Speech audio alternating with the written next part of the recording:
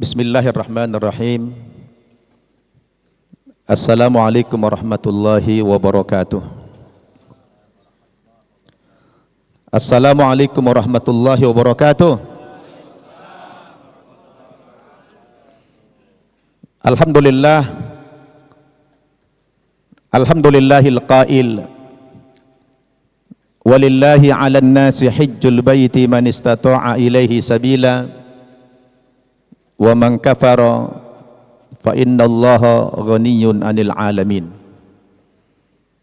Wassalatu wassalamu ala asyrafil mursalin sayyidina Muhammadin wa ala alihi wa ashabihi ajma'in. Amma ba'd. Qala Allah subhanahu wa ta'ala fil Qur'anil Karim, a'udzu billahi minasy syaithanir rajim. Wa adzin fin nasi bil hajj ya'tuka rijalan wa ala kulli dhamiri ya'tina min kulli fajjin amiq liyashhadu manafi'a lahum wa yadhkuru ismallahi fi ayyamin ma'lumat ala ma razaqahum min bahimatil an'am. Wa qala Rasulullah sallallahu alaihi wasallam, al-umratu ila al-umrati kaffaratun lima bainahuma wal hajjul mabruru laisa lahu jazaa'un illal jannah. Atau kama qala Rasulullah sallallahu alaihi wasallam. Bapak-bapak, ibu-ibu, saudara-saudara jamaah salat zuhur rahimakumullah.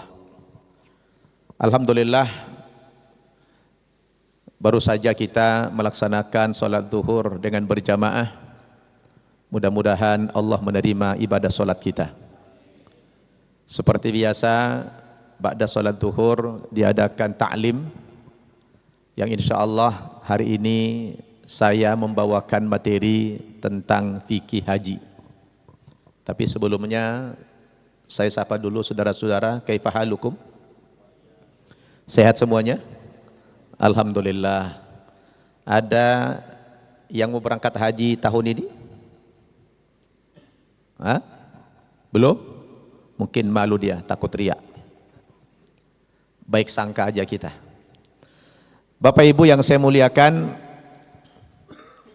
hari ini kita berada di bulan haji. Bulan apa? Bulan haji. Ini sudah bulan haji nih. Allah berfirman dalam Al-Quran surat Al-Baqarah, Al-Hajju Ashhurum Ma'lumat. Al-Hajju Ashhurum Ma'lumat. Faman farada fihinnal hajja fala rafatha wala fusuqa wala jidala fil hajj wa ma taf'alu min khairi ya'lamhu Allah wa tazawwadu fa inna khairaz zadi taqwa wattaquni ya ulil albab. Haji itu adalah beberapa bulan yang telah ditentukan oleh Allah Subhanahu wa taala. Sebenarnya haji itu berapa bulan sih Pak? Sampai Allah katakan al-hajju ashhurum ma'lumat. Berapa lama haji itu? Hah? Berapa bulan? Hah? Sebab Al-Quran mengatakan al-hajju ashhur. Ashhur itu jamak dari syahrun. Kalau syahrun 1 bulan, 2 bulan. Syahrain. Berarti tidak 1 bulan, tidak pula 2 bulan. Lebih dari 2 bulan. Kenapa? Karena ashur, jamak. Jamak itu dalam bahasa Arab lebih daripada 3. Dimulai dari 3. Kalau 2 namanya mutsanna. Jadi dari 3, berarti kalau al-hajju ashhurum ma'lumat, berapa bulan itu Pak? Berapa bulan? Yaitu 3 bulan. Berapa? 3 bulan. Dari kapan ke kapan? Haji itu mulainya dari bulan Syawal. Bulan Syawal, sekarang bulan Zulqa'dah, dan puncaknya bulan Zulhijjah. Jadi haji itu sudah boleh dimulai dari tanggal 1 Syawal. 1 Syawal orang sudah boleh berangkat haji. Makanya berhaji itu ada pilihan. Ada berapa macam haji, Pak? Ada 3 macam. Pertama, boleh haji tamattu, boleh haji ifrad, boleh, yang mana aja bebas. Boleh kita urut. Haji tamattu. Yang kedua, haji ifrad. Yang ketiga, haji qiran. Kenapa ada pilihan? Dan kenapa sampai 3 bulan? Allah katakan dalam ayat tadi, surat Al-Hajj ayat 27 yang saya bacakan di awal, wa adzin fin nasi bil hajj. Muhammad, Ibrahim, adzin fin nasi bil hajj.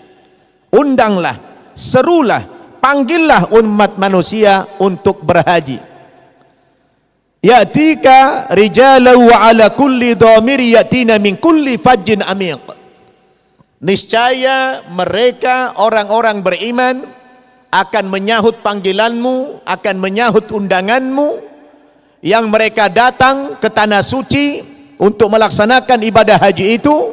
Ya'tina min kulli fajjin amiq, yang mereka datang dari berbagai pelosok dunia.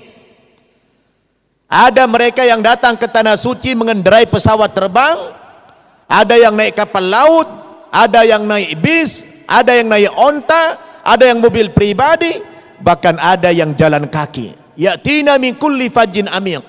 Mereka datang dari berbagai pelosok dunia, kata Allah. Berbeda kebangsaannya, berbeda bahasanya, berbeda adat istiadatnya, berbeda warna kulitnya, berbeda semuanya. Tapi mereka di sana bisa bersatu. Kenapa? Inilah keindahan daripada agama Islam. Maka muncul pertanyaan, kenapa sampai 3 bulan haji itu padahal puncaknya cuma 6 hari aja? Dimulai dari tanggal 8 Zulhijjah sampai 13, puncak haji itu cuma 6 hari. Tapi kenapa sampai 3 bulan? Karena itu proses mobilisasi jamaah haji ya'tina min kulli fajjin amiq, karena mereka datang dari berbagai penjuru dunia. Itu butuh waktu untuk mobilisasi ke tanah suci. Berhari-hari, berminggu-minggu, bahkan berbulan mobilisasi itu. Maka Allah katakan al-hajju ashhurum ma'lumat. Oleh karena itulah ada 3 pilihan haji. Kalau antum masuk ke Mekah untuk berhaji di awal-awal bulan Syawal misalnya, terus antum memilih haji ifrad, antum akan keder. Kenapa? Karena orang yang masuk Makkah dengan niat berhaji, di tempat miqat dia berihlal ihram, labbaik Allahumma hajjan, berarti mengambil haji ifrad. Begitu antum mengambil haji ifrad, maka berlakulah kepadamu larangan-larangan ihram. Begitu ihlal ihram labbaik Allahumma hajjan, maka berlakulah kepadamu larangan-larangan ihram. Apa larangan ihram? Laki-laki tidak boleh memakai pakaian yang berjahit, nggak boleh pakai celana dalam, tidak boleh pakai kaos kutang, tidak boleh pakai peci. Pakai peci tidak boleh. Maka saya kadang-kadang heran, Pak, sampai di tanah air dibilang orang peci haji, padahal orang kalau haji tidak boleh pakai peci. Ini kan aneh ini, benar nggak? Boleh nggak orang haji pakai peci? Nggak boleh. Bayar dam. Nggak boleh kawin, tidak boleh menikahkan, tidak boleh saksi nikah, tidak boleh hubungan suami istri, tidak boleh menggunting kuku, nggak boleh menggunting rambut, tidak boleh membunuh hewan, tidak boleh mematahkan pohon. Berlaku larangan-larangan. Kalau sudah mengucapkan labbaik Allahumma hajjan atau labbaik Allahumma umratan, larangan-larangan ihram itu berlaku. Coba terbayang enggak antum? Antum masuk Makkah di awal-awal bulan Syawal, dalam keadaan berihram sampai tanggal 10 Zulhijjah, sanggup enggak 2 bulan? 2 bulan sanggup enggak? Enggak mungkin pakai hanya, enggak boleh begini, hanya 2 pakaian yang 2 helai saja. Di bawah enggak pakai kancut, di atas enggak boleh pakai kaos, musim dingin enggak boleh pakai selimut. Maka gak mungkin orang yang awal-awal berangkat ke sana mengambil haji ifrad, berat. Maka yang mungkin apa haji? Haji tamattu. Karena kata Allah, faman tamatta'a bil umrati ilal haji famastaisara minal hadi wa man lam yajid fasiyamu thalathati ayamin fil haji wa sab'atin idza raja'tum tilka asyaratun kamilah. Maka barang siapa yang pergi ke Makkah untuk berhaji dan mengambil haji tamattu, maka sebelum dia berihlal haji, maka dia harus mengerjakan umrah dulu. Faman tamatta'a bil umrati ilal haji, yang mengambil haji tamattu berarti dia berumrah dulu baru berhaji. Kalau dia masuk ke Makkah duluan, maka wajib dia mikotnya di mana? Di pesawat. 15 menit menjelang landing. Apa itu mikot? Mikot apa arti mikot? Hah? Mikot secara bahasa artinya batas. Mikot, antum ini perlu belajar manasik nih, yang umroh nanti, yang haji nih bagus nih. Saya kebetulan alhamdulillah jadi pembimbing haji dan umroh. Jadi orang haji dan umroh itu kalau tidak pengalaman banyak, karena banyak sekali ikhtilaf-ikhtilafnya, banyak kali fatwa-fatwa kontemporernya, itu bikin linglung kita, betul nggak? Jadi harus berpengalaman betul pembimbing itu. Jadi mikot secara bahasa artinya batas. Apa? Batas. Mikot ada berapa? Mikot ada 2. Pertama mikot zamani, batas waktu. Yang kedua mikot makani, batas tempat. Mikot zamani, batas waktu. Mikot makani, batas tempat. Mikot zamani, batas waktu, untuk umroh tidak berlaku. Umroh tidak berlaku. Kenapa? Karena tidak dibatasi umroh. Kapan aja antum mau pergi umroh, tidak ada pakai bulan. Kapan aja boleh orang pergi umroh, tidak ada batas waktunya. Tapi kalau haji ada batas waktunya. Kapan? Baru boleh pergi haji di bulan Syawal sampai bulan Zulhijjah. Antum pergi haji di bulan Ramadan tidak bisa, belum musim haji, harus Syawal. Yang kedua miqat makani, batas tempat.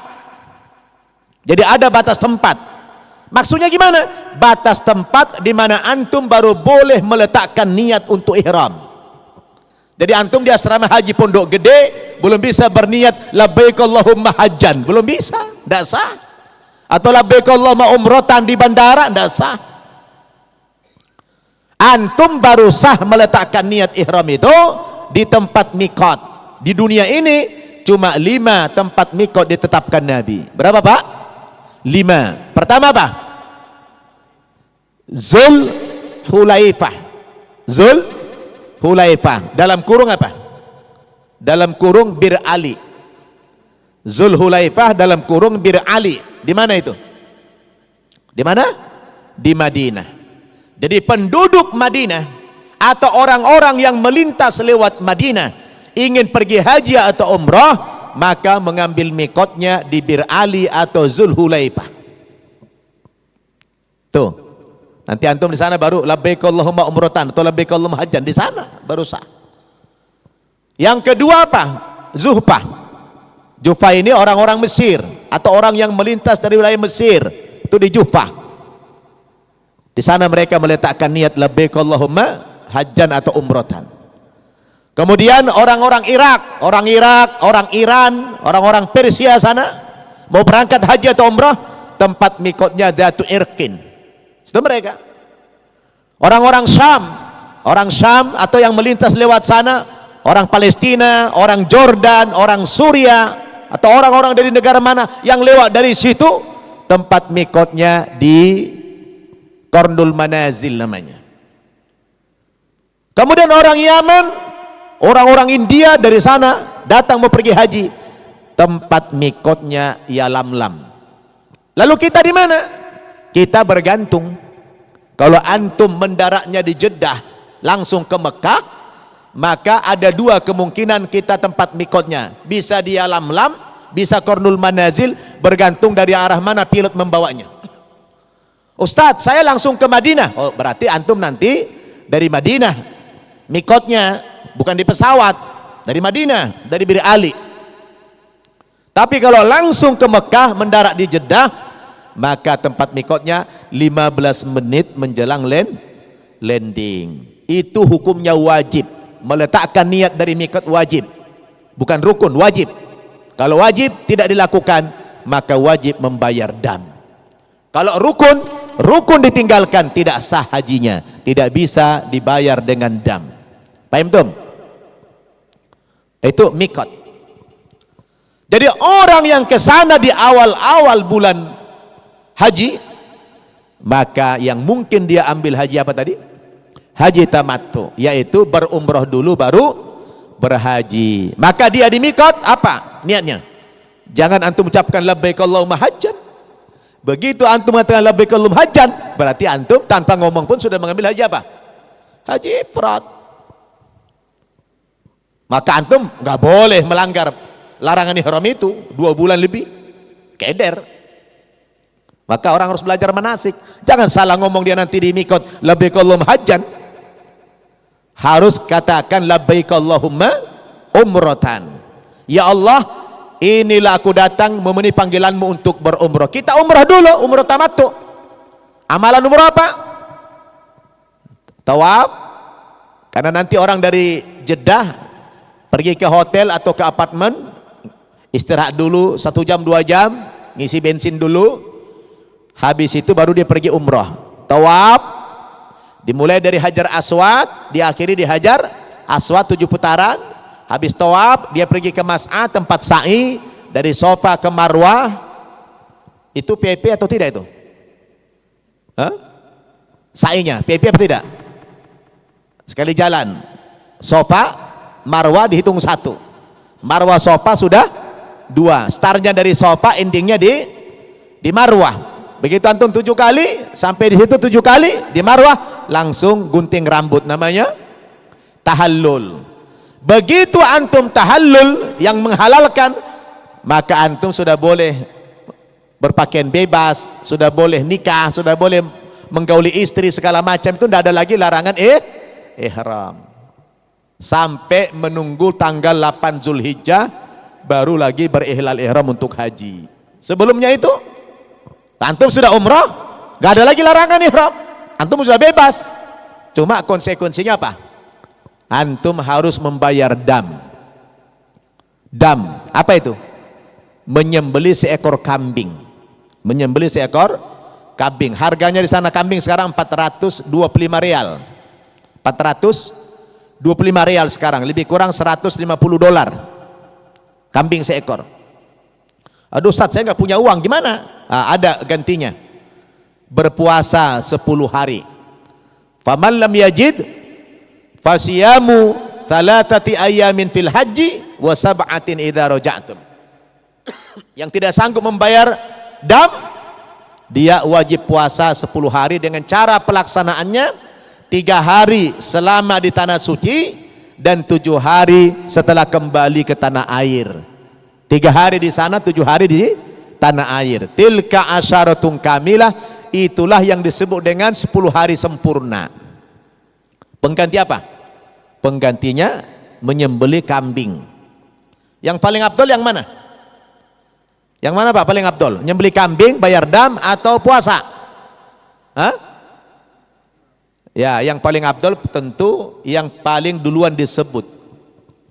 Nah, yang paling duluan disebut. Apa yang duluan disebut? Menyembelih kambing. Faman tamatta'a bil umrati ilal haji famastaisara minal hadi. Barang siapa yang mengambil haji tamattu, maka dia wajib membayar dam. Tapi membayar dam itu lebih utama daripada berpuasa. Nah, kalau orang haji ifrad, haji tunggal maksudnya, tidak umroh dia, kesana hanya haji. Memang tidak bayar dam, dia. Tapi ini amalan yang berat. Kecuali nih, Antum masuk Makkah tanggal 6 atau tanggal 5 Zulhijjah. Ah, itu boleh antum mengambil haji ifrad. Kenapa? Tidak terlalu lama pakai ihramnya. Kalau antum masuk tanggal 5 misalnya, berapa hari? Kan mulai haji tanggal 8, 9, 10. 10 antum sudah bisa melepas itu. Tanggal 10 sudah bisa melepas pakai ihram. Coba kita hitung. Tanggal 8 Zulhijjah, seluruh jamaah haji sudah harus meninggalkan Makkah menuju ke Mina tanggal 8. Mereka berihram di mana? Dari kamar masing-masing, dari hotel masing-masing, dari apartemen masing-masing di Mekah. Labbaik Allahumma hajjan. Ya Allah, inilah aku datang memenuhi panggilanmu untuk berhaji. Labbaik Allahumma labbaik, labbaik la syarika laka labbaik, innal hamda wan ni'mata laka wal mulk la syarika lak. Semua jamaah haji hukumnya sama berlaku, larangan ihram, ihram umrah, ihram haji, tidak boleh yang tadi. Lalu tanggal 8 berangkat semuanya ke Mina. Ke Mina hari tarwiyah tanggal 8 Dzulhijjah itu sunnah, bukan wajib haji, sunnah. Disunnahkan berangkat ke Mina tanggal 8. Sehingga bermalam satu malam di Mina sebelum Arafah. Sudah harus sampai di Mina sebelum waktu zuhur. Di Mina dia melakukan 5 waktu sholat sempurna dengan mengqashar sholat-sholat yang 4 rakaat dunal jam'i, tanpa dijamak. Jadi antum nanti berada di Mina melakukan sholat zuhur 2 rakaat saja, diqashar namanya, tapi tidak dijamak pada waktunya. Sholat asar 2 rakaat berjamaah pada waktunya. Sholat maghrib 1,5. Boleh nggak? Hah? Boleh maghrib diqashar. Nah, maghrib tetap 3. Isya 2 rakaat diqashar pada waktunya. Subuh tetap 2. Habis sholat subuh berangkat ke Arafah untuk ukuf, al-hajjul Arafah, karena haji itu puncaknya di Arafah. Di Arafah sudah sampai sebelum zuhur. Begitu sudah mulai agak tergelincir matahari ke barat, mulailah khotib berkhutbah Arafah. Diawali kegiatan di Arafah itu khutbah Arafah. Selesai khutbah Arafah, salat zuhur dan asar jamak qashar takdim. Salat zuhur 2, asar 2 dijamak, ditakdim, dimajukan salat asarnya sampai maghrib. Begitu maghrib tanggal 9 Zulhijjah,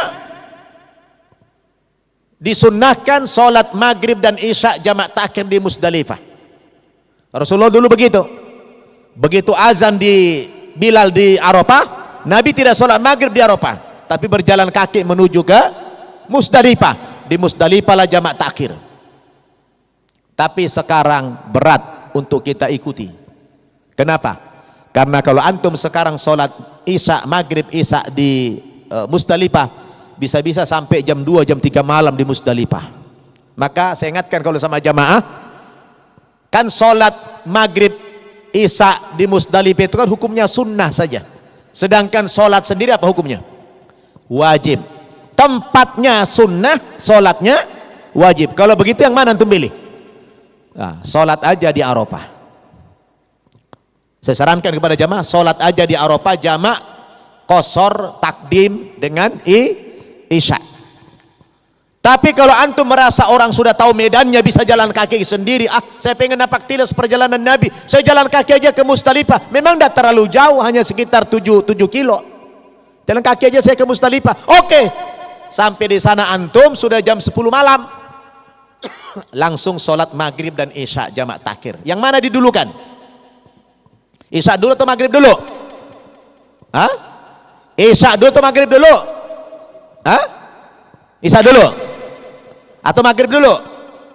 Inilah banyak kita ini pola pemahamannya selalu yang punya waktu dulu. Kalau mengacu kepada Nabi, yang dikatakan takhir itu, yang diakhirkan bukan sholatnya, waktunya. Sholat itu harus tertib, berurutan. Jadi sholat zuhur dulu baru asar, maghrib dulu baru isya.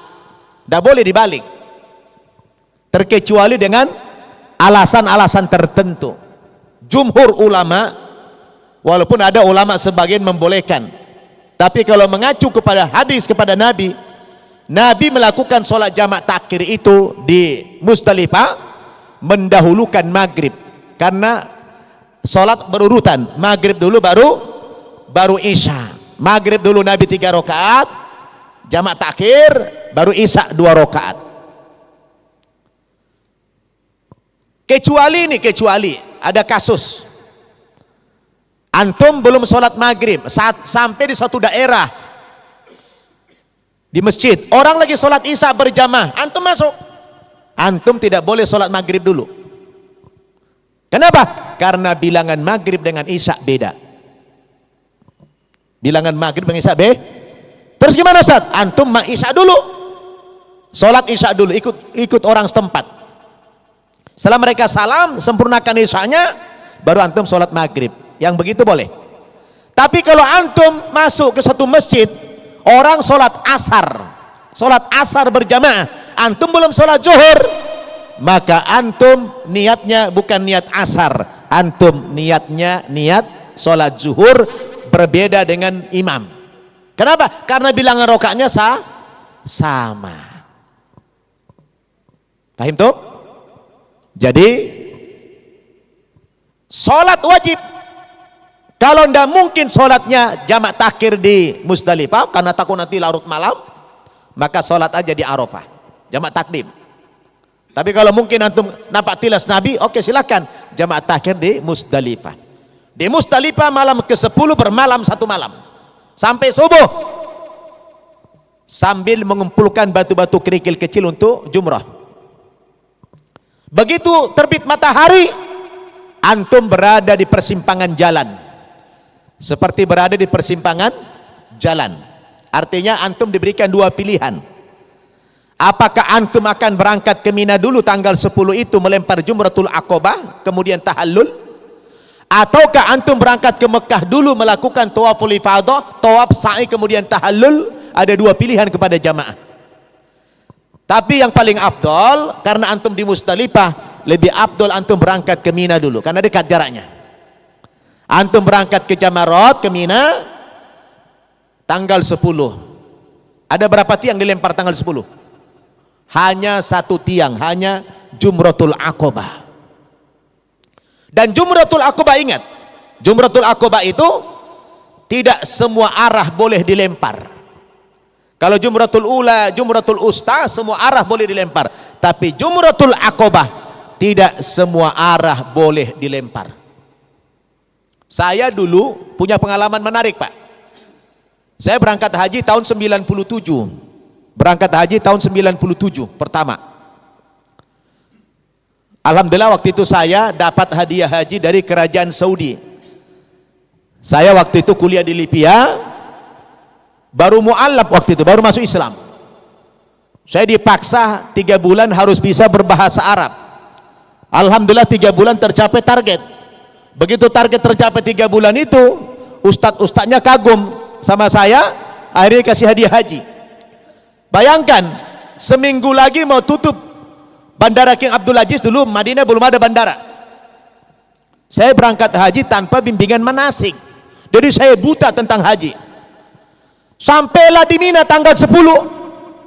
Dulu masih tiang, kalau sekarang tembok, Pak. Dulu masih tiang semeter kali semeter, tiang segi 4. Sekarang udah tembok. Itu kan Jumratul Aqabah, kan tidak semua arah boleh dilempar. Sepertiga tidak boleh dilempar, tidak sah. Saya lihat orang berebut dari satu arah. Bismillah, Allahu Akbar. Di sana kosong. Dalam pikiran saya, orang ini pada bodoh amat ya. Apa karena orang ini bodoh atau saya dapat hidayah, nih dapat rahmat, ditolong malaikat saya. Ini kosong di sana. Orang di sini berebut semua. Bayangkan 2 juta masa itu orang haji kan. Ini orang ini kenapa ini? Apakah orang dia melihat ada yang tempat kosong gini? Cuma saya diperlihatkan oleh Allah ini gitu kan. Akhirnya saya pergi tempat kosong, ambil batu. Bismillahirrahmanirrahim, Allahu Akbar. Masuk semua. Begitu 7 batu, datanglah syair, haram, haram, haram, haram. Loh, saya bilang kenapa? Ini enggak sama lempar jumroh. Karena saya tidak pernah manasik. Namanya dikasih hadiah, tiba-tiba aja suruh berangkat. Saya bingung lah Bapak, saya tidak tahu haji saya sah apa tidak itu. Untung saya Pak ada kesempatan berhaji lagi. Alhamdulillah 5 kali pergi haji gratis, bimbing haji. Yang pertama tidak tahu saya sah apa tidak itu. Karena tidak ada belajar, namanya baru masuk Islam, tidak dikasih manasik. Udah saya lemparin aja, haram, khair sah, katanya, tidak sah. Oh, barulah saya tanya, kenapa nggak sah? Oh, katanya, tidak semua arah Aqabah itu boleh dilempar. Kalau ula usto semua arah boleh dilempar.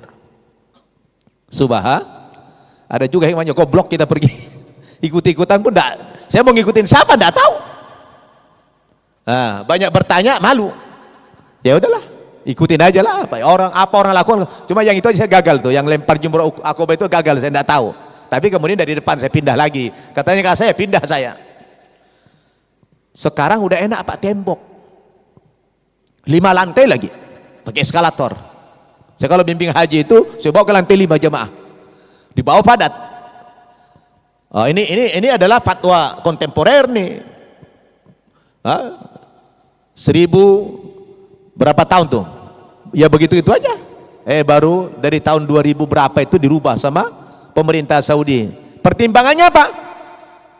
Korban paling banyak meninggal di mana Pak? Di Jamarot itu, di Mina itu paling banyak meninggal.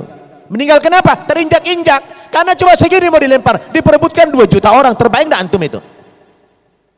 Dan dulu tidak ada pengaturan waktu, sekarang ada pengatur waktu. Dulu enggak, semua orang bebas keluar mau jam berapa saja, bebas, suka-sukanya.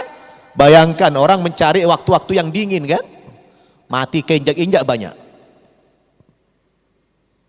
Apalagi orang Afrika itu enggak menasik kayaknya, ngambil batu gede-gede, kadang-kadang kena kepala kita begini, benjol, bisa bocor tuh kepala. Bismillahirrahmanirrahim. Dia gak peduli, dapat payung, sendal lempar dia, gemes banget sama setan dia. Sehingga setan bilang, sesama setan jangan saling lempar-lemparan katanya. Muncul kedengaran dia. Nah, tanggal 10 Zulhijjah itu hanya 1 tiang dilempar. Begitu antum melempar Jumratul Aqabah, langsung gunting rambut, tahallul namanya. Itu namanya tahallul awal. Apa tahallul awal? Kalau tahallul awal itu antum sudah bebas, udah boleh buka pakaian ihramnya, tidak ada lagi larangan ihram kecuali 1.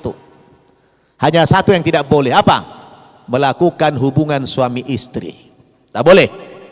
Tapi pakai parfum, pakai baju bebas, gunting kuku, gunting rambut antum sudah boleh kalau sudah tahallul awal. Tapi kalau tanggal 10 antum langsung berangkat ke Mekah untuk melakukan tawaful ifadah, tawaf, sa'i, gunting lagi enggak? Hah? Habis tawaf sa'i, gunting lagi enggak? Hah? Tidak. Kenapa? Karena sudah gunting rambut di mana? Di Mina, udah tahallul awal.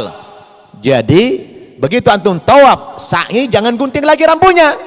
Apabila antum sudah tawaf ifadah, tawaf sa'i, itu namanya tahallul kubra. Berarti antum sudah menyelesaikan semua kewajiban antum dan tidak ada lagi larangan ihram, termasuk antum sudah boleh check in ke hotel sama istri. Merdeka sudah.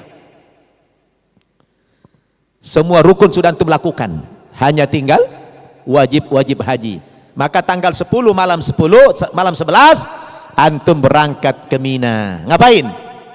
Mabit dulu. Berapa malam?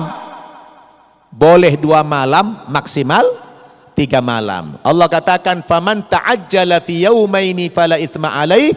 Barang siapa yang bersegera meninggalkan Mina dengan bermalam 2 malam saja di Mina, fala itsma alaih, tidak ada dosa baginya.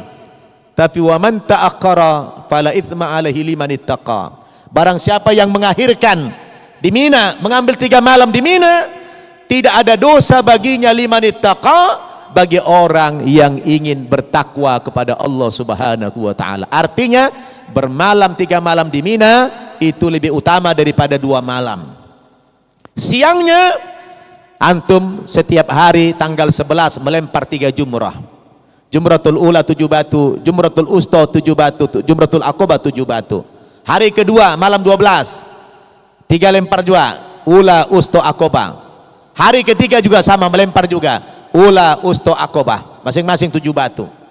Maka setelah asar tanggal 13 Zulhijjah, semua jamaah haji sudah wajib mengosongkan Mina. Semua sudah mengosongkan Mina, berangkat ke Mekah untuk melakukan satu lagi kewajiban haji, yaitu tawaful wada, tawaf perpisahan. Hukumnya wajib. Perbedaan wajib dengan rukun tadi, kalau wajib haji ditinggal, boleh bayar dam, menyembelih kambing. Tapi kalau rukun yang tertinggal, misalnya tidak tawaf ifadah atau tidak wukuf di Arafah, tidak sah hajinya sama sekali. Antum sembelih 200 onta pun tidak sah, karena rukun. Jadi rukun haji itu apa saja? Ihram, apa? Wukuf, tawaf, sa'i, tahallul. Itulah rukun. Kalau mau ditambah lagi tertib, artinya berurutan. Selebihnya wajib. Wajib haji mana? Wajib haji pertama berniat dari miqat, wajib. Apa lagi? Melempar jumratul aqabah tanggal 10, wajib. Kemudian mabit di Mina 3 malam atau 2 malam, wajib. Kemudian melempar jumrah di siang harinya 11, 12, 13, wajib. Sama tawaf wada, wajib. Kalau wajib ditinggal, boleh dibayar dengan dam. Damnya ada 3 pilihan. Apa?